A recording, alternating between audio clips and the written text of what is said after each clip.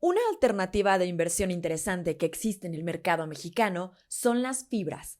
Las fibras son fideicomisos que administran inmuebles destinados al arrendamiento y ofrecen rendimientos derivados de esta actividad. En este episodio de Abordando Derecho, platicamos con Eduardo Elizondo Santos, director jurídico de Fibra Monterrey, quien nos explica qué son las fibras y para qué sirven, además de ilustrarnos sobre las ventajas de acudir a estas inversiones inmobiliarias y sobre los derechos que otorgan los certificados de una fibra. ¿Quién es el dueño de la fibra? Bueno, es una pregunta bastante interesante. Bueno, pues en las fibras que cotizan en bolsa, pues es los tenedores de los certificados bursátiles fiduciarios inmobiliarios, que les llamamos coloquialmente CBFIs. Vamos a llamarles acciones, pero son CBFIs al final del día en las fibras. Y bueno, al final del día el que tenga el certificado pues tiene un pedacito de la fibra, ¿no? ¿Qué ha sucedido con las fibras mexicanas? Las fibras mexicanas tienen inversionistas institucionales en su mayoría, estos grandes capitales, principalmente afores o fondos de pensiones. Y también hay retail. Retail me refiero al inversionista persona física, a lo mejor yo, que compro 1, 2, 3, 4 CBFIs en el mercado y al final tengo un pedacito de.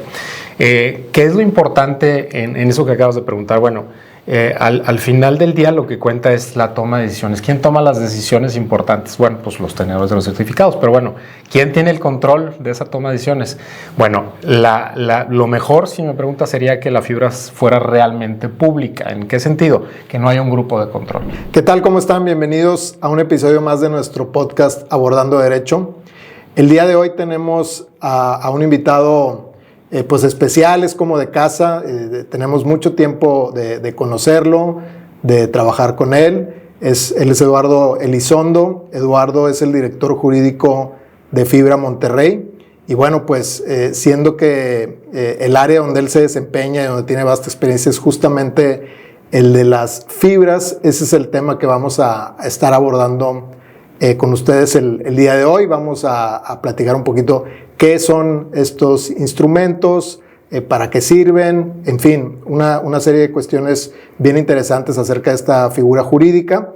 Eduardo es abogado por la Universidad de Monterrey, tiene también una maestría o LLM en la Universidad de Southampton en Inglaterra, también cursó el curso de alta dirección del IPADE.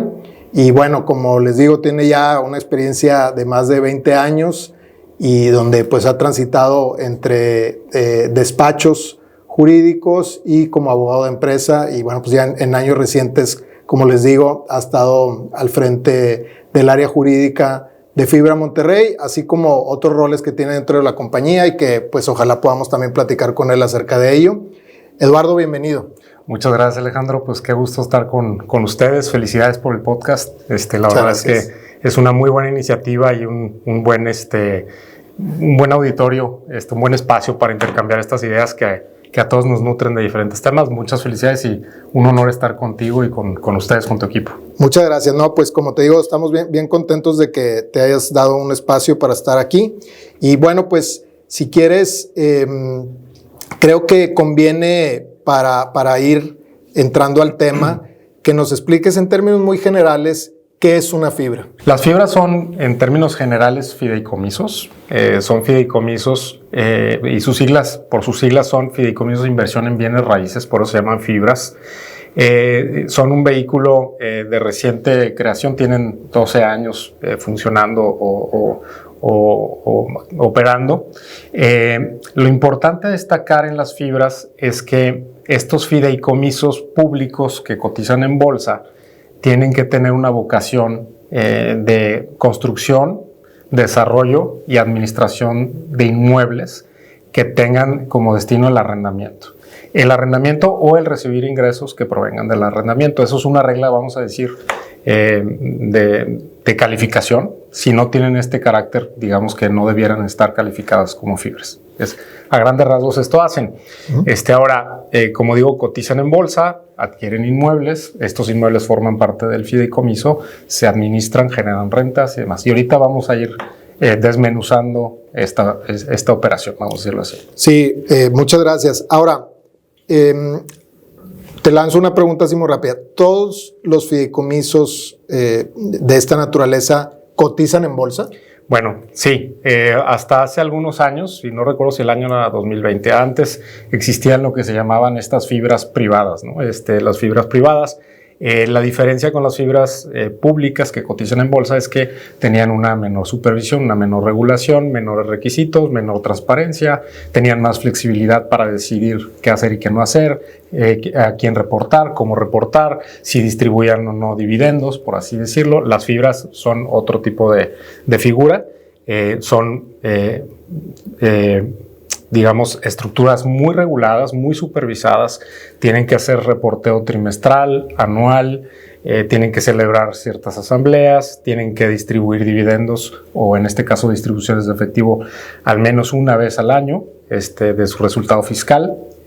Entonces, difieren mucho entre estas figuras que antes eran las fibras privadas, que entiendo a partir de 2020 ya no pueden funcionar, a estas fibras públicas que cotizan en bolsa. Me parece que tal vez lo que hoy pudiera seguir funcionando a una escala privada es los famosos fondos también, ¿no? Gente que dice, bueno, pues yo voy a constituir un fondo cuya estructura jurídica puede variar y que a lo mejor puede tener más o menos el mismo objetivo de, ¿sabes qué? Vamos a hacernos de un pool de bienes inmuebles y vamos a rentarlo. Acabas de mencionar la palabra, lo que típicamente escuchamos en la calle como pool de rentas, ¿no? Te juntas con unos amigos o con un grupo de personas, invierten en uno o varios inmuebles en común, los administran, los ponen en renta y hacen toda esta, digamos, esta función similar a las fibras. Pero ahorita vamos a ver en qué radican las diferencias o las bondades de la fibra o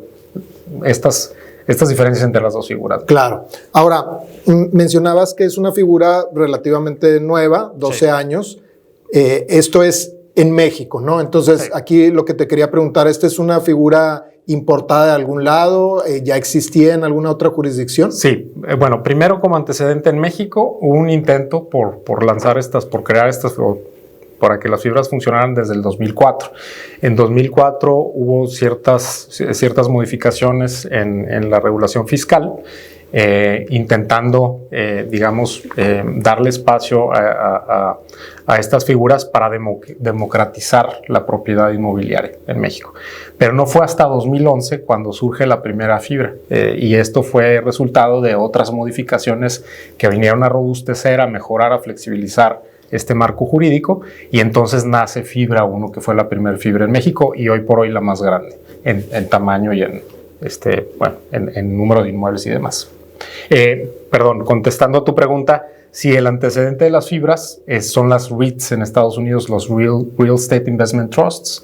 Estos nacen desde 1960 en Estados Unidos, también con la misma iniciativa o intención de democratizar la participación, que todos pudieran invertir en bienes inmuebles, y bueno, nacen en los 60s, han cambiado desde entonces. Vamos a ver ciertos cambios en la forma en que se han venido administrando en Estados Unidos también, pero sí, al final de cuentas, las fibras mexicanas son REITs con código postal mexicano, para efectos prácticos, ¿no? Ahora, en Estados Unidos, por ejemplo, estos REITs tienen más o menos la misma regulación, es decir, están supervisados, están bursatilizados, más o menos es semejante. Es similar.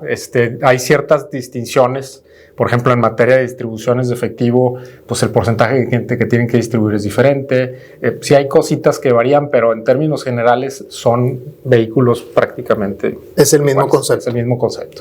Ahora, considerando que en Estados Unidos empezaron en los 60s, en México pues empezamos hace un poquito más de una década, y entonces por ende pues supongo que el mercado ya está mucho más maduro, además claro, pues es un mercado más grande, etcétera. Hay diferencias importantes, pero más o menos para darnos una idea y sobre todo para que nuestra audiencia pueda visualizar el mercado de los REITs versus el mercado de las fibras en México, ¿qué tan diferente es? Sí, bueno, algunas distinciones, ¿no? Primero, el tipo de REIT o de fibra que existe en Estados Unidos y en México, aunque la tendencia es que vayamos hacia lo mismo, digamos que en Estados Unidos ya hay más especialización estos vehículos o diferentes nichos. Por ejemplo, vamos a tener, al igual que en México, oficinas, industrial, comercial, educación, hospitales, vivienda, etcétera. En México, digamos que vamos un poco más despacio, no está tan dispersa esta especialización. Sí tenemos al día de hoy oficinas industrial, comercial, algunos en educación, fibras hoteleras, y demás. Creo que vivienda, sí hay una fibra hipotecaria, pero no el concepto de vivienda que se tiene en Estados Unidos. En términos de especialización, creo que esa es una buena diferencia. Ahora, en términos de tamaño, en Estados Unidos, más o menos hay unas 200 REITs al día de hoy. En México tenemos 16, 17 REITs, depende cómo las consideremos. Si se consideran, por ejemplo, las fibras de propósito especial, como es fibra en el caso de CFE y otras fibras que andan por ahí, pero más o menos 16, 17 fibras al 2023. En términos de tamaño de capitalización, de market cap, o de valor de capitalización, en Estados Unidos, y déjame repasar este número en mi cabeza porque la cifra es tan grande que hasta batallo para decirla, ¿no? En el market cap de las REITs en Estados Unidos a 2022, más o menos, estamos hablando de 1.300... es 1.3 trillones de dólares. Ese es el tamaño. Entonces, imagínate ese número. Una cosa enorme. Es una cosa bárbara. En México estamos hablando de 320 mil millones de pesos. O ya son dólares, ya que son pesos. O sea, aún en las cifras, el número es mucho más grande en Estados Unidos, estás hablando en dólares, y acá son 320 mil millones de pesos de valor de capitalización. Que para nada está mal. No. Creo que con lo reciente que tiene en operación esta figura, escasos 12 años, pues que haya ese número de fibras y que ya representen ese valor de capital, pues me parece algo bastante bueno. ¿No? Justo hacen el clavo, porque estamos hablando de ¿cuántos años de diferencia? Estamos hablando de prácticamente 50 años de diferencia, ¿no? de existencia en el mercado. Entonces, lo que han avanzado ellos versus lo que hemos avanzado nosotros, creo que no es nada despreciable en México, y creo que esta figura va a dar para muchos años más. Van a crecer, se van a sofisticar, se van a especializar, se van a quitar malas prácticas como sucedió en Estados Unidos. Y ahorita te pongo una diferencia. Por ejemplo, en Estados Unidos, hasta antes de ciertos años, no me acuerdo si fue en los 80 o por ahí, en un inicio las fibras estaban externamente administradas. Yo te explico qué es eso. Posteriormente se internalizaron estas administraciones. ¿Qué quiere decir esto? Una fibra externamente administrada, prácticamente el equipo de administración es un vehículo que no forma parte del grupo, vamos a decirlo así, del mismo grupo, del fideicomiso en sí. Entonces, una empresa o es una entidad que está separada, donde los incentivos no necesariamente están enteramente alineados con inversionistas. Correcto. O sea, al final del día es un proveedor externo que está prestando un servicio. Ahora, ¿tiene el mismo expertise? Sí. ¿Es profesional? Sí. Nada más que por cada transacción lleva un fee, por tamaño, por velocidad de ejecución, por número de operaciones. Entonces, a lo mejor se crea un incentivo de comprar porque está llevando estos fees, y a lo mejor sacrifica calidad, rendimiento y demás. Versus una fibra internamente administrada, pues digamos que estas comisiones no debieran existir, no existen. Por ejemplo, la fibra en la que estoy hoy no existen esas comisiones. Aunque sí existe un premio por resultados, que es diferente. Y ahí alineas los intereses con el inversionista. Claro. Entonces, si yo administro bien y te llevo un resultado, me llevo un premio, y si no, no me vas a premiar por comprar, por tamaño, por este tipo de cosas. Sí, entonces como esto ahí está perfectamente alineado, porque el resultado al final del día es sinónimo en que no solamente estén ahí los inmuebles, sino que estén rentados y que estén bien rentados y que estén rentados a los mejores postores, etcétera, ¿no? Ahora, seguramente nuestra audiencia tendrá muchas dudas acerca de esta figura que, reitero, es súper interesante. Nosotros tenemos oportunidad de conocerla porque pues, trabajamos con ustedes y con otras fibras, pero creo que falta todavía pues difusión, ¿no? La difusión natural que se da también con el tiempo. Déjame, te voy a soltar algunas preguntas así un poquito rápidas. La primera es, ¿quién es el dueño de la fibra? Bueno, es una pregunta bastante interesante. Bueno, pues en las fibras que cotizan en bolsa, pues los tenedores de los certificados bursátiles fiduciarios inmobiliarios, que les llamamos coloquialmente CBFIs. Vamos a llamarles acciones, pero son CBFIs al final del día en las fibras. Y bueno, al final del día el que tenga el certificado pues tiene un pedacito de la fibra, ¿no? ¿Qué ha sucedido con las fibras mexicanas? Las fibras mexicanas tienen inversionistas institucionales en su mayoría, estos grandes capitales, principalmente afores o fondos de pensiones. Y también hay retail. Retail me refiero al inversionista persona física, a lo mejor yo, que compro 1, 2, 3, 4 CBFIs en el mercado y al final tengo un pedacito de. ¿Qué es lo importante en eso que acabas de preguntar? Bueno, al final del día lo que cuenta es la toma de decisiones. ¿Quién toma las decisiones importantes? Bueno, pues los tenedores de los certificados, pero bueno, ¿quién tiene el control de esa toma de decisiones? Bueno, lo mejor, si me preguntas, sería que la fibra fuera realmente pública. ¿En qué sentido? Que no haya un grupo de control. O sea, que no existe una familia que al final tenga un veto sobre cierta decisión, que no puede imponer decisiones sobre ciertos porcentajes y demás, para que realmente la decisión sea democrática y que esté lo suficientemente pulverizada, representando a los inversionistas que están ahí, ¿no?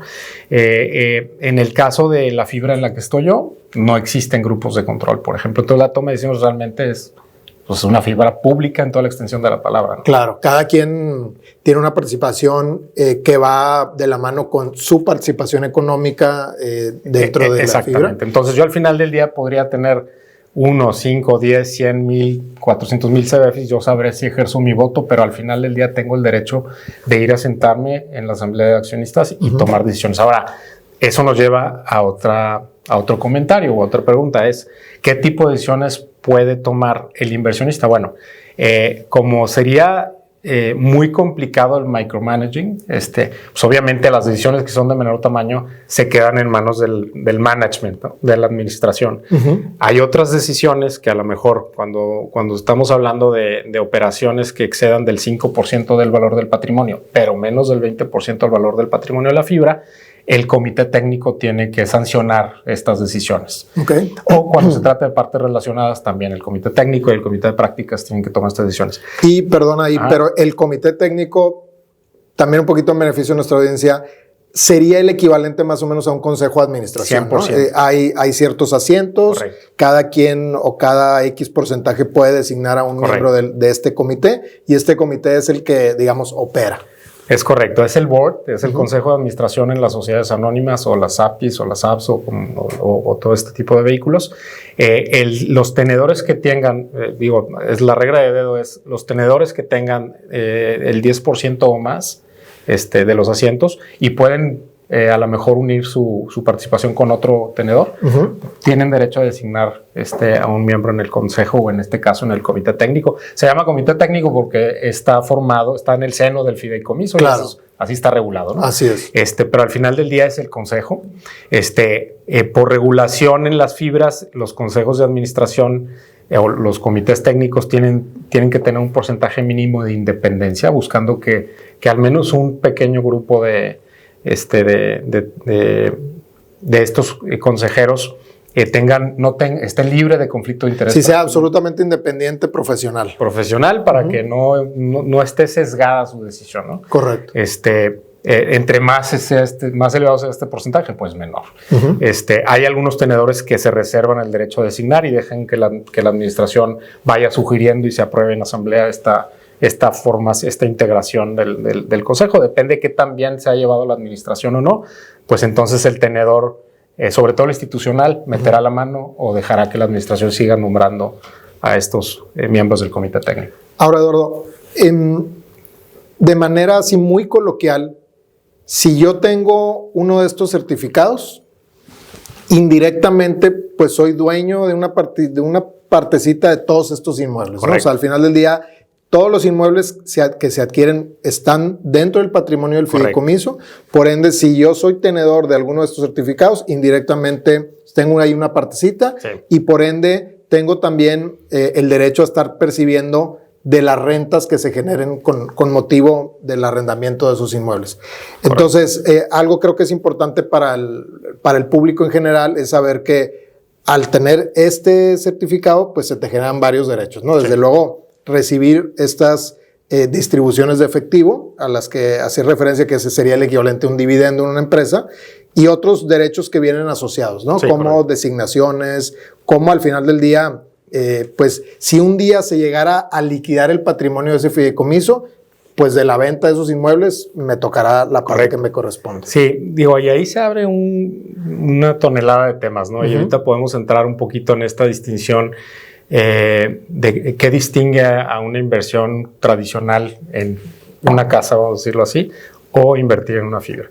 Pero sí, lo dices bien, o sea, tener un certificado, un CBFI, te da derecho, pues bueno, primero a los derechos del ejercicio del voto corporativo, puedes votar, tomar decisiones y demás. Tienes derecho a cobrar rentas, tienes derecho sobre los inmuebles que forman parte del patrimonio del fideicomiso. Al final del día, no eres dueño de un blog, eres dueño de una porción de cada uno de los inmuebles que forman parte del patrimonio. Entonces, ahí es donde entran estas distinciones con la inversión tradicional, que podemos nombrar algunas, ahorita entramos en materia, pero una de las más importantes es que diluyes el riesgo, porque en lugar de estar invertido en un inmueble que puede ser exitoso o no exitoso, pues estás invertido en muchos inmuebles, y muchos inmuebles de muchos tamaños, que tienen como subyacente o tienen como respaldo muchos arrendatarios de muy buena calidad, de muy largos plazos, en diferentes regiones del país, con diferentes tipos de industria. Entonces tu riesgo va, digamos, distribuyéndose o diluyéndose. Entonces, ¿qué pasa? Pues se cae un arrendamiento, pues no te pasó nada realmente, porque tienes atrás 160 arrendamientos. Entonces, un arrendatario dejó de pagar la renta, pues vas a cobrar los 859 y realmente para ti va a ser transparente. Claro, si quieres, y me parece fundamental que platiquemos de eso, nada más antes de llegar a ese punto, Eduardo, quería preguntarte, ¿cómo se puede invertir en estos fideicomisos? Es decir, yo puedo llegar a tocar la puerta de Fibra Monterrey o de Fibra 1, lo que sea, y decir, vengo por un certificado, les quiero comprar, o realmente dónde están disponibles, y si, por ejemplo, se puede comprar literalmente un certificado o hay un número mínimo, etcétera. ¿Cómo funciona este tema? Mira, es una pregunta súper importante, porque esto puede cambiar, y en la medida que más entendamos esta figura, creo que más podemos animarnos a entrarle. Yo te diría que es una muy buena forma de empezar a hacer un patrimonio e incluso hacer un portafolio de inversión inmobiliaria. Así como se escucha de rimbombante, es bien sencillo. O sea, tú puedes ir a una casa de bolsa, la que sea, GBM, Vector, Monex, la que te guste, ¿no? Probablemente en la que ya tienes una cuenta de inversión, pero esta tiene que ser un contrato de intermediación bursátil, un contrato para poder invertir en bolsa. Ya que tienes cierto capital o cierto dinero que hayas metido, y déjame decir, 50 mil pesos, 30 mil, no sé, el estándar para participar en la fibra no te lo va a marcar cuántos CBFIs quieras comprar, más bien es cuánto es el monto mínimo que la casa de bolsa te pide para que puedas abrir una cuenta. En este caso creo que puede ser 30 mil, 20 mil pesos, no tengo el número muy claro, pero por ahí anda, ¿no? Entonces vamos a suponer que tú pones tus 30 mil pesos en esa cuenta y ahí tienes dos formas de participar. Una, tú hacerlo online y tú poner tus posturas y compra y venta y demás. Y la otra es que un asesor de esta casa de bolsa te vaya guiando y tú le dices, oye, pues me interesa más o menos esto y guíame cómo hacerlo, ¿no? ¿Cuántos CBFIs necesitas para ser inversionista en una fibra? Uno. O sea, si el valor del título está en 10 pesos, pues puedes comprar un título y técnicamente ya eres inversionista de ese vehículo de inversión. Claro. Ahora, este certificado en cualquier momento yo lo puedo vender, por ejemplo. Y ahí entras mucho a los beneficios de esta figura. Ahorita que hablábamos de cuántos CBFIs necesito para ser inversionista de una fibra, yo te preguntaría, y va a ser muy fácil que me respondas, ¿cuánto necesitas para hacerte el dueño de una casa o de un departamento? Correcto. Y pueden ser, no sé, depende de donde tengas esta inversión o dónde está ubicado este inmueble, pero pueden ser desde 400 mil pesos mínimo, me estoy yendo a muy mínimos, hasta millones. Los millones que tú quieras, ¿no? Y en la fibra con 10 pesos, 12 pesos te puedes hacer inversionista, así de rápido. Claro. Entonces es un tema. Y la siguiente pregunta que me hacías era... Bueno, quería entrar ahorita contigo al tema justamente de las ventajas de acudir a una inversión de este tipo, pero si te parece, vamos a aprovechar para hacer una muy breve pausa. Perfecto. Y regresamos. Muy bien. Estamos aquí de vuelta, estamos platicando con Eduardo Elizondo, él es director jurídico de Fibra Monterrey, y bueno, pues creo que la plática está a todo dar. Está muy padre, tenemos todavía algunos temas bien interesantes que vamos a compartir con ustedes, pero aquí regresando de la pausa queremos aprovechar para platicar con Eduardo de otro tema. Como les dije cuando lo presenté, Eduardo no solo desempeña propiamente la función de director jurídico, sino que está a cargo de otras responsabilidades dentro de lo que es Fibra Monterrey.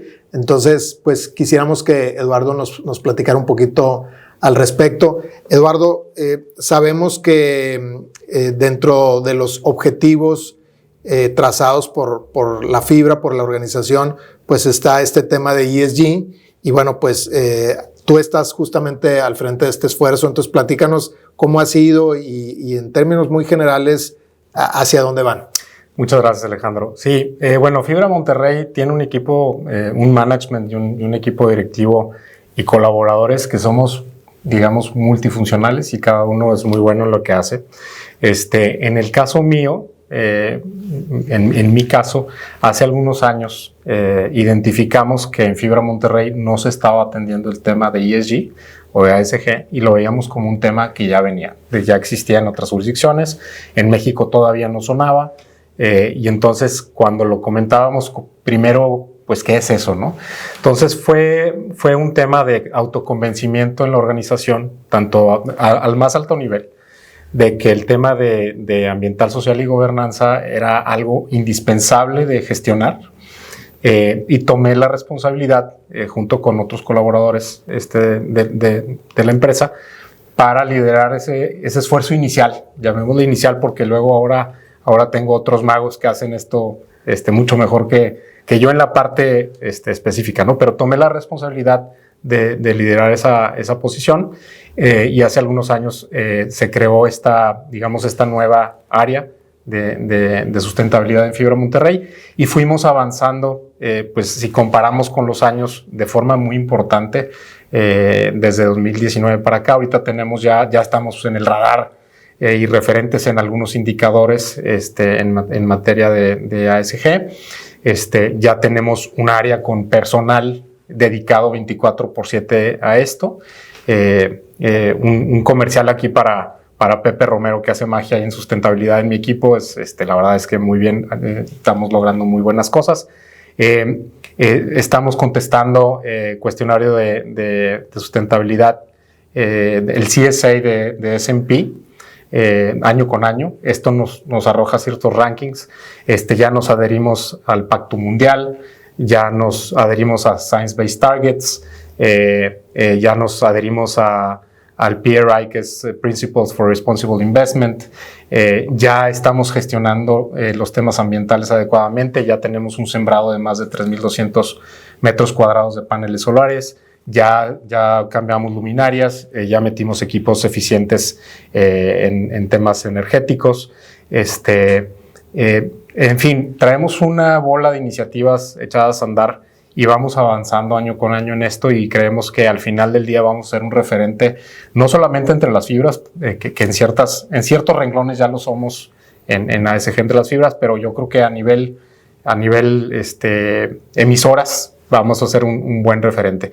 Por dar un comercial, tenemos el resultado, el ranking número 1 en el criterio de gobierno corporativo entre las fibras que contestaron el CSA en los últimos 2 años y creemos que esa va a ser la tendencia. Tenemos un sólido gobierno corporativo, un extraordinario comité técnico, un extraordinario management y creo que ese es un diferenciador que puede dar mucha tranquilidad al inversionista. Sí, fíjate que en algunos otros de nuestros episodios hemos abordado el tema de ESG. También recientemente grabamos un episodio sobre la taxonomía sostenible emitida por el gobierno mexicano en marzo del 2023, justamente con una serie de parámetros y lineamientos hacia dónde deben de ir las empresas en términos de gobernanza, sustentabilidad, el tema social, etcétera. Y bueno, pues finalmente los criterios ASG o ESG nacen justamente como criterios o parámetros que evalúan los inversionistas, justamente, ¿no? Entonces ustedes, de manera natural, siendo una organización bursatilizada con oferta hacia el público inversionista, pues es súper importante que estén llevando esa línea, ¿no? Sí, ahora yo te diría, el gobierno corporativo debiera ser un must, ¿no? O sea, claro. ¿Por qué nos vanagloriamos por eso? Bueno, nos vanagloriamos por eso porque lo tenemos, pero al final del día todas las empresas lo debieran tener. Desde luego. El verdadero reto ahorita está en la parte social y en la parte ambiental. Ahorita el reto que tenemos con el cambio climático y el Acuerdo de París y las metas que se han forjado. Y en la parte social y enfatizado o acentuado por la pandemia, donde el factor humano toma una relevancia pues bastante grande en las organizaciones y hay que cuidarlo. Retención de talento, condiciones de trabajo, salud y seguridad, todo este tipo de cosas que antes no se veían. Ahora el empleado, el colaborador está empoderado y tiene todas las herramientas para exigir de la empresa un buen trato. Claro. Sí, totalmente. Entonces, yo de verdad felicitarlos en ese sentido porque pues van a la vanguardia, van muy adelante que otros. Y bueno, pues es esto que tú nos platicas y que puede de repente escucharse como que está así en la estratosfera, en una fibra en particular se traduce en que los inmuebles que están dentro de la fibra y que están para el arrendamiento es donde ustedes instalan los paneles solares, es donde instalan sistemas eficientes de energía para toda la energización de los edificios o de las bodegas o lo que sea. Entonces, creo que es muy palpable y se traduce en cosas que son ahí tangibles, ¿no? El inversionista puede decir, oye, la fibra donde yo estoy invirtiendo hace esto, temas concretos, ¿no? Sí. Que no se quedan así en el puro rollo, ¿no? O que se oiga bonito. Totalmente. Incluso tú pudieras observar que el inversionista, el que es realmente activo, y tiene esta participación, este involucramiento, pues ya tiene esta tarea de evitar invertir en cierto tipo de industrias, está castigando ciertas compañías por no ser responsables o por haber hecho cosas indebidas o por corrupción, por todo este tipo de cosas. Y visto desde el lado positivo, el inversionista está premiando que las empresas estén cuidando el planeta, que estén cuidando sus emisiones, que estén cuidando el factor humano, que estén haciendo algo por la comunidad en la que tienen sus inmuebles o donde participen, por ser transparentes, por cuidar pues, las siglas del ASG, ¿no? Claro, de la gobernanza. Entonces, ahora ya el estándar de inversión pues tiene que cuidar esto. Las Afores, ahora en México, ya tienen por regulación la obligación de tener estos criterios ASG en sus criterios de inversión. Claro. O sea, a la hora de decidir dónde van a poner el dinero, ya tienen que están tomar obligados. Ya nada más es tomar en cuenta. Están obligados a tener criterios formados para poder después invertir. Nosotros tenemos algunas Afores inversionistas que tenemos llamadas periódicas cada 2 meses donde levantan el teléfono o en este caso el Teams o el Zoom o lo que sea y tenemos una conferencia donde nos dicen, oye, hiciste una carta de compromiso con nosotros donde nos dijiste que ibas a inscribirte en Science Based Targets. ¿Ya lo hiciste? Sí. Oye, que ibas a tener ciertos objetivos. ¿Ya los tienes? Sí. Esto no. Bueno, ¿para cuándo? Para tal fecha. Entonces, nos van midiendo el progreso y si no vamos cumpliendo los objetivos, pues la tendencia es que la inversión se vaya retirando. Claro, claro. Entonces, es algo que se tiene que cuidar. Pues está súper interesante. Muchas gracias también por compartir esto con nuestra audiencia, Eduardo. Sí que vamos a hacer una segunda pausa y regresamos súper rápido. Claro que sí. Ya estamos de vuelta. Estamos platicando con Eduardo Elizondo, director jurídico de Fibra Monterrey. Eduardo, estamos muy metidos en la plática antes de la pausa y estamos entrando un poquito a estos beneficios que tiene para el inversionista el meter su dinero a una fibra, ¿no? Como decías tú, para hacerte de un inmueble y ponerlo en arrendamiento, pues hay que invertirle una cantidad considerable y realmente para entrar a una fibra y hacerte dueño en una porción de muchos inmuebles, la inversión es sustancialmente más baja, ¿no? Claro. Entonces, bueno, ya eso para mí de entrada representa desde luego una ventaja, una facilidad, pero seguramente hay más. Y déjenme simplemente para poner el punto de comparación, voy a tomar el ejemplo que mencionaste tú. Me junto yo con mis cuates, con mis compadres, y digo, oye, ¿qué onda? Vamos a meterle cada quien un dinerito y vamos a comprar esta esquina y la vamos a rentar ahí para una tienda de conveniencia y nos va a ir todo muy bien. Pues sí, pero ¿quién la va a administrar? ¿Quién va a cobrar? Sí. ¿Quién va a determinar quién es a quién se lo rentamos, por cuánto tiempo? A lo mejor ninguno de los 3 o 4 compadres le sabe, ¿no? Cada quien se dedica a otra cosa.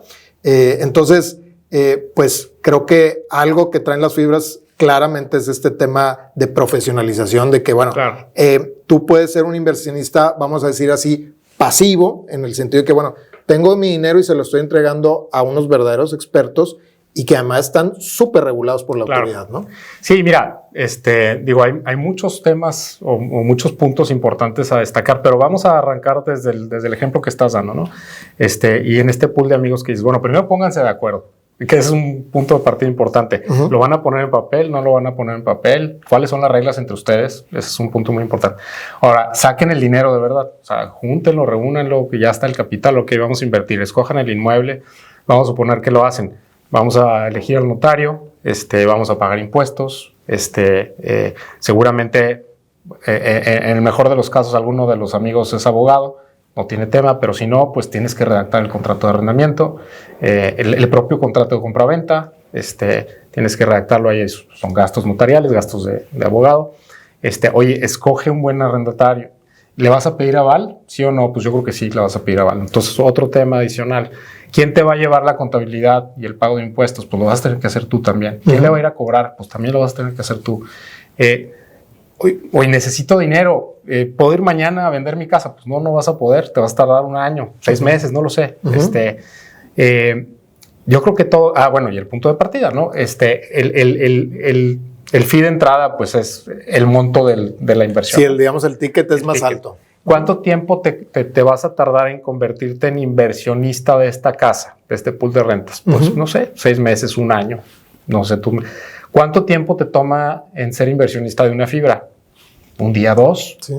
Abrir tu cuenta. Yo creo que en 1 día lo sacas, ¿no? Depende de qué tan eficiente seas con el manejo de tus cuentas y si te sabes el teléfono de la casa de bolsa y ese tipo de cosas, pero fuera de ahí.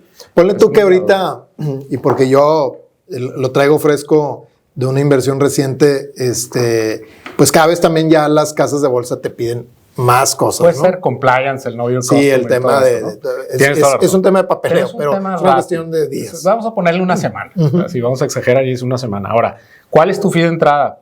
Pues realmente, como decíamos, aunque en la parte, digamos, romántica, pues puede ser 10 pesos o 12 el valor del CBFI, a lo mejor tu monto de entrada o tu fee de entrada es el monto que te pide la casa de bolsa para abrir tu cuenta de inversión. Pero bueno, vamos a suponer que ya la tenías el monto ahí, entonces pues un CBFI.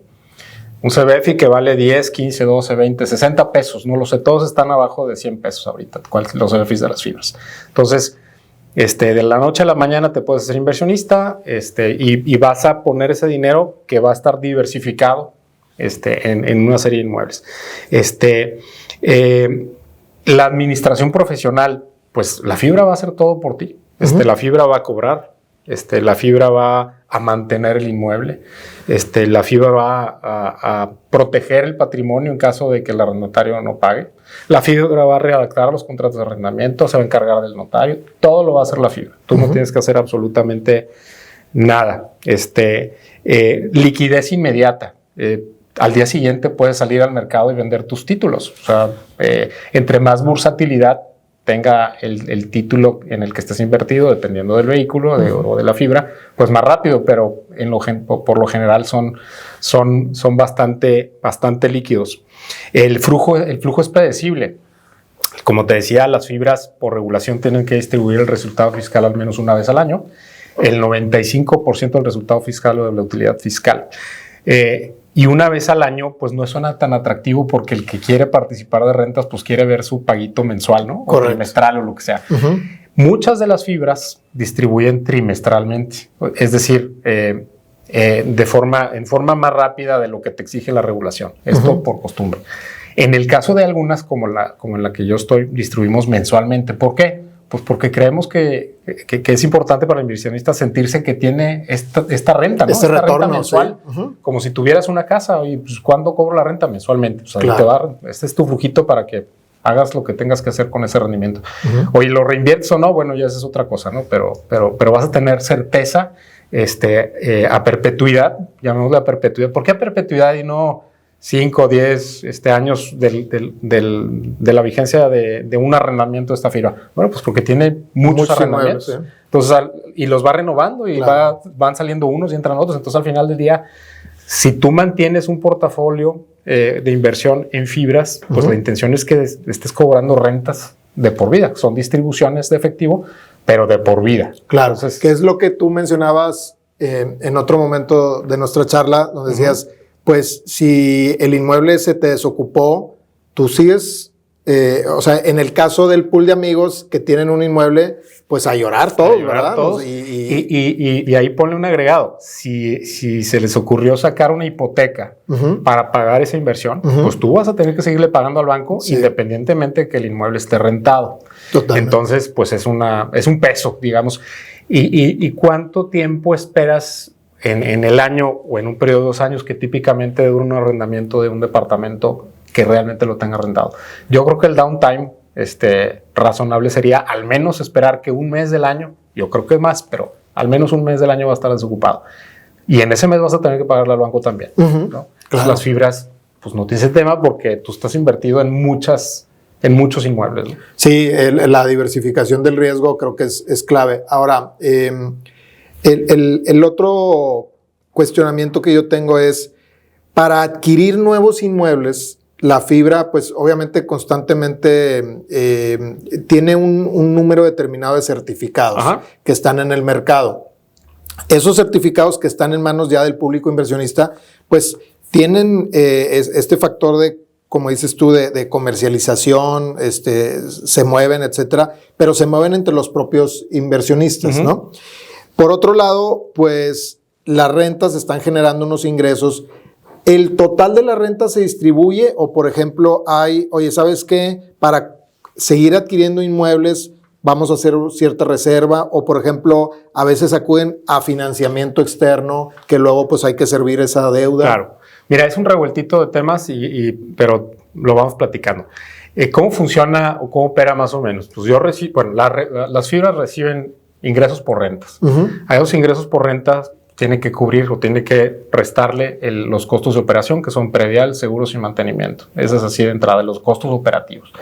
Luego también tienes que restarle los costos corporativos o el gasto corporativo, sueldos, nóminas, honorarios y demás. Ahí vas a llegar a lo que se le llama ingreso neto operativo en las fibras. De ahí vas a adicionarle el producto financiero y vas a restarle el gasto financiero, es decir, la deuda que tengas asumida. Por eso es importante ahorita que tocaste el tema de deuda. Platicando un poquito de cómo funciona el tratamiento del ingreso y de los gastos de las fibras para llegar a lo que se distribuye. Tienes ingresos de operación, que son las rentas. A esas rentas, pues hay que restarle los costos operativos, que son seguros, mantenimiento y predial. El gasto corporativo, le sumas el producto financiero y le restas el costo de la deuda. Y de ahí le vas a restar una partida que le llamamos CAPEX. El CAPEX es lo que tiene que reservar la fibra para mantener los inmuebles en una buena condición, de tal forma que el valor del inmueble no se te caiga, ¿no? Y que no se deteriore. Que no se deteriore y lo puedas seguir rentando a buenos niveles de renta, ¿no? Una vez que separaste este CAPEX, el resultado le llamamos flujos ajustados de la operación, y eso es lo que se distribuye entre los inversionistas. Ese monto, en el caso de nuestra fibra, distribuimos el 100% de ese monto a lo que hayamos llegado entre los que tengan títulos de CBFIs. Ahora, estas distribuciones, como decía, las hacemos en forma mensual y puede traer dos componentes. Un componente de resultado fiscal o de utilidad fiscal, y sobre ese componente va a haber una retención de impuestos. Dependiendo del régimen en el que tributa el inversionista, pues tendrá una retención. En el caso de personas físicas, 30% la regla. Pero hay otro componente de esta distribución o de este resultado que estamos distribuyendo, que es reembolso de capital. Y el reembolso de capital, digamos que dentro de los flujos ajustados de la operación hay ciertas partidas que no son fiscales, vamos a llamarles así, y que son excedentes a este resultado o utilidad fiscal. Bueno, sobre ese excedente, que pudiera ser el resultado de la depreciación fiscal, ese excedente está libre del pago de impuestos. Entonces vamos a poner un ejemplo práctico. Digamos que hay una distribución de 10 pesos. Y el componente de la distribución es 50% utilidad fiscal, 50% reembolso de capital. Bueno, únicamente 5 pesos de esos 10 van a ser la base gravable o van a ser objeto de retención del 30%. Los otros 5 pesos no. Entonces, al final del día vas a tener una tasa de retención compuesta del 15% en lugar del 30% sobre toda la distribución. Entonces, de los 10 pesos te quedaste con 8.5 en la bolsa. Entonces, sí, bastante atractivo, ¿no? Bastante atractivo. Y históricamente, en nuestro vehículo y en muchos vehículos puede variar esto, pero históricamente la integración o la mezcla de esta distribución ha sido 50% utilidad o resultado fiscal, 50% reembolso de capital, lo cual al final del día pues te lleva a esas tasas de retención, ¿no? Wow, pues esto creo que es otra súper ventaja de este tipo de vehículos de inversión. Y pues creo yo que en términos de seguridad jurídica, pues al final del día ofrecen algo muy interesante, ¿no? También en términos de seguridad financiera, porque pues no, como ya lo comentamos, al diversificar el riesgo, los impactos negativos no se sienten tanto, ¿no? Sí, correcto. Además de, bueno, pues tener gente profesional que a eso se dedica, que está 100% 24/7 pensando en eso, correcto, pensando en cuáles son los mejores inmuebles, pensando en cuáles son los mejores arrendatarios. Sí, y por aterrizar un poquito esos puntos, somos una figura altamente regulada, entonces tenemos los ojos de la Comisión Nacional Bancaria encima, de Hacienda también, tenemos obligaciones de reporteo, tenemos obligaciones de distribución de dividendo, que lo que no sucedería en otro tipo de sociedades, ¿no? En una empresa.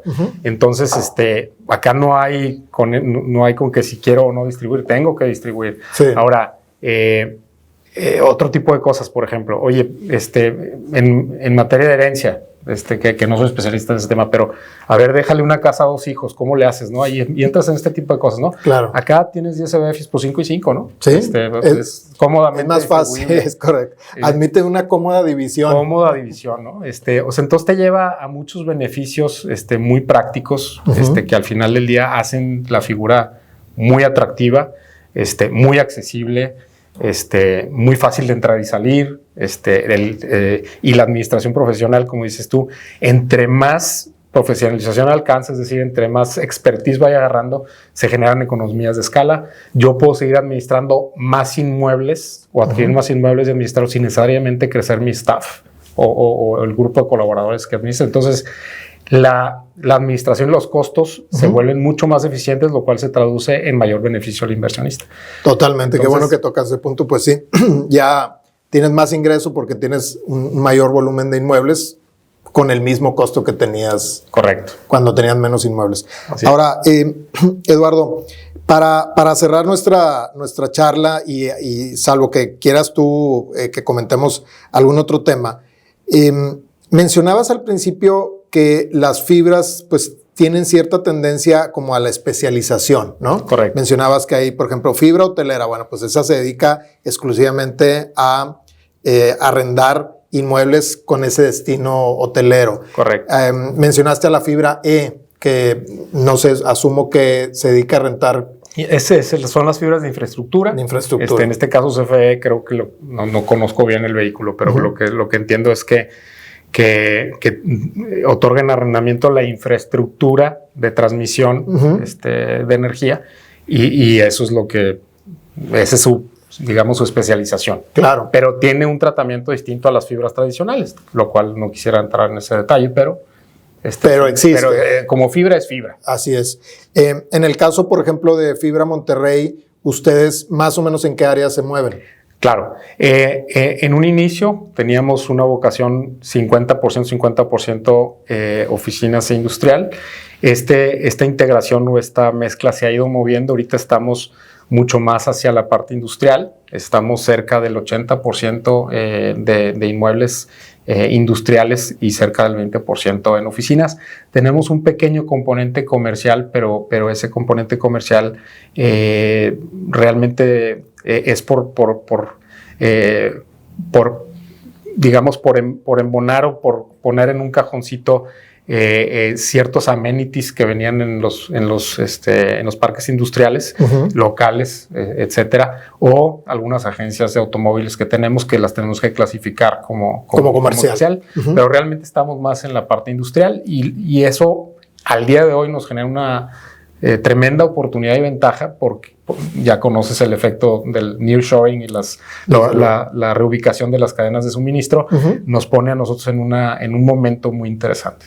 Ahora, la última pregunta que quiero hacerte es, ¿ustedes administran inmuebles solamente en México? ¿Tienen que estar ubicados dentro del territorio nacional? Correcto, únicamente operamos en México. Ok, ahora, habiendo dicho eso, las propiedades las pueden tener en cualquier parte de México, ¿no? Sí. Según se vayan moviendo los mercados. Correcto. Etcétera. Nosotros tenemos inmuebles si bien recuerdo, en 3 estados de la República o en 13 mercados, distribuidos en diferentes zonas, en Bajío, en Estado de México, en Chihuahua, en Monterrey, obviamente, en Coahuila, San Luis Potosí, por mencionar algunos, en Guadalajara, muy relevante también. Entonces sí estamos bastante diversificados en territorio y en industria del arrendatario, de la vocación del arrendatario. Oye, Eduardo, y asumo que el tema de la especialización, tal vez lo que ofrece es que, pues justamente como estoy especializado, por ejemplo, en hoteles o en qué sé yo, pues todavía me hago mejor para administrarlos, ¿no? Y a lo mejor tengo más poder de negociación, etcétera. Claro, el hecho de que seamos una fibra especializada en ciertos sectores o en ciertos nichos hace que podamos ir incrementando estas economías de escala y el colaborador, el administrador, la gente que está realmente moviéndole a los papeles y a los cables y a las luces y a todo el tema, pues sea gente que cada vez sepa mejor hacer su trabajo y tenga más espacio para administrar más inmuebles, ¿no?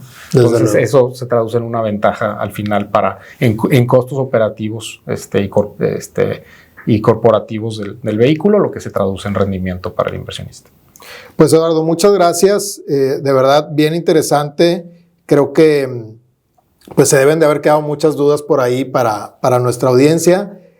Cualquier cosa que recibamos, te mandamos una notita para que nos ayudes luego hacemos capítulo 2. Sí, desde luego. La verdad es que sí, este tema da para mucho, pero creo que quedaron ahí sentadas las bases con las principales características, ventajas, desventajas. Desde luego, pues no hay mundo perfecto, pero creo que este tipo de inversión es bastante atractivo. A nosotros, dentro de nuestra firma, nos toca ver de primera mano cómo administran, lo profesionales que son, cómo cuidan las cosas. Entonces, de nuevo, agradecerte mucho habernos adentrado un poquito en este mundo que, como lo decíamos, pues puede resultar un poquito así como que ajeno. ¿Qué es eso? Eso es nada más para inversionistas muy sofisticados y la realidad es que no, está al alcance de la mano, ¿no? Está al alcance de todos y los invito a que se adentren un poquito a conocer el mundo de las fibras, que se animen a iniciar su portafolio de inversión. Hay muchas fibras muy buenas, échenle una investigada. Y bueno, agradecerte, Alejandro, por este espacio, los felicito por el podcast, me siento bastante honrado y agradecido que me hayan dado esta oportunidad y este espacio de platicar con ustedes. Pues muchas gracias y a todos ustedes gracias por seguirnos. Acuérdense, estamos en las redes de Hogan Lovells México, LinkedIn, Twitter, Facebook, etcétera. Muchas gracias.